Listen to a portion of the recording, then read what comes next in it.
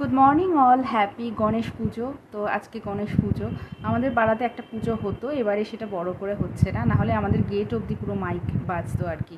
বেশ ভালো লাগে পুজোর কটা দিন, সেই পুরনো গানগুলোই হয়তো বাজে, কিন্তু ভালো লাগে, কোথাও একটা ভালো লাগা কাজ করে। তো যাই হোক, এখন স্নান হয়ে গেছে পুচকের, তোমাদের দেখাই ওকে। এই যে এখানে শুয়ে আছেন টাইগার বাবা, আর চারিদিকে আমি কিছু পুতুল টুতুল ছড়িয়ে রেখেছি।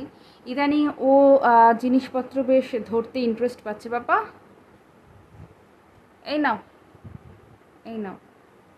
ও একটুখানি ধরতে ইন্টারেস্ট পাচ্ছে, আগে খুব একটা জিনিসপত্র ধরতো না, কিন্তু এখন দেখি সব কিছু ধরার চেষ্টা করে। তো আমি এই সময়টা একটু ওকে স্নান করিয়ে নিজের কাজ আধ ঘন্টার মধ্যে কমপ্লিট করি।